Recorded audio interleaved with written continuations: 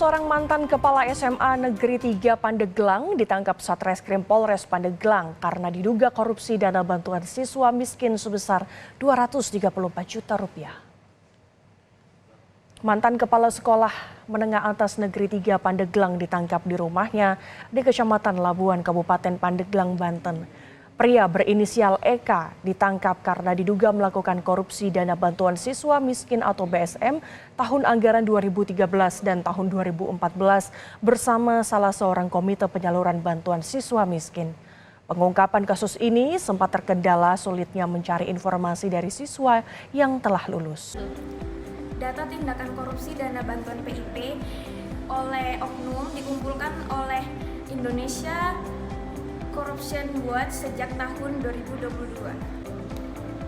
Sebanyak 35 kasus penyelewengan dana bantuan PIP. Jika diperkecil pada sekolah dasar terdapat 49%, seterusnya pada SMP terdapat 31% dan di SMK terdapat 11% dan SMA terdapat 9%.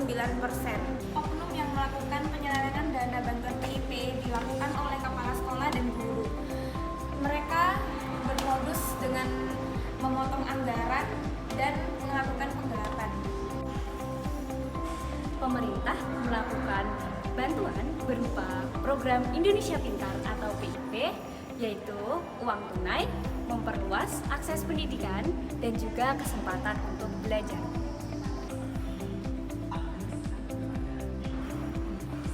Bantuan tersebut diberikan kepada peserta didik atau mahasiswa yang mempunyai latar belakang keluarga yang kurang mampu. PIP ini bertujuan agar para peserta didik atau mahasiswa itu sendiri bisa melanjutkan pendidikannya dan tidak putus sekolah. Selama proses berjalannya bantuan PIP, ternyata ada beberapa oknum yang menyalahgunakan, yaitu menyalahgunakan kekuasaan jabatan dan juga melakukan korupsi, yaitu bantuan dana PIP. Korupsi pada bidang pendidikan bisa dirasakan. Dampaknya antara lain meningkatnya angka putus sekolah. Padahal beberapa anak masih memerlukan pendidikan untuk masa depan, tetapi mereka terpaksa berhenti sekolah karena dampak dari korupsi PIP. Banyak fasilitas sekolah yang tidak memadai atau bahkan rusak. Anak-anak terpaksa harus belajar dengan fasilitas seadanya. Hal ini membuat fasilitas pendidikan di Indonesia menurun.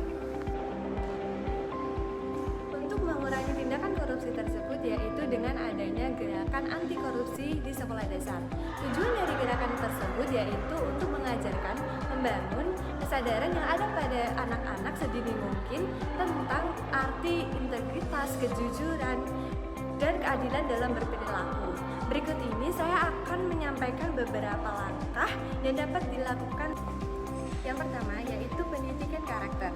Program ini mengajarkan siswa untuk menghargai kebenaran, cara berperilaku jujur, dan tidak melakukan korupsi dalam bentuk apapun dengan menerapkan nilai-nilai moral, integritas, dan kejujuran. Yang kedua, penggunaan media pembelajaran. Penggunaan media pembelajaran ini dapat digunakan oleh sekolah dengan menarik dan interaktif untuk mengajarkan gerakan anti korupsi di sekolah dasar.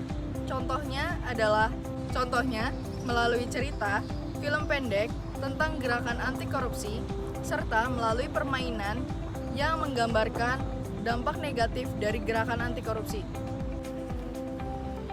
Yang ketiga, memberikan penghargaan dan sanksi. Sekolah memberikan penghargaan terhadap siswa yang sudah menunjukkan sikap jujur dan berintegritas. Selain itu, sekolah juga memberikan sanksi kepada siswa yang sudah terbukti melakukan tindakan korupsi seperti pencurian dan penipuan. Dengan demikian, pembentukan gerakan anti korupsi ini diharapkan dapat membentuk anak-anak menjadi individu yang mempunyai kesadaran moral yang tinggi, integritas, dan kejujuran yang tinggi di dalam kehidupannya. Diharapkan juga dapat melahirkan generasi-generasi yang paham terhadap bahaya korupsi, bentuk-bentuk dari korupsi, dan sanksi-sanksi yang didapatkan dari seseorang yang melakukan korupsi.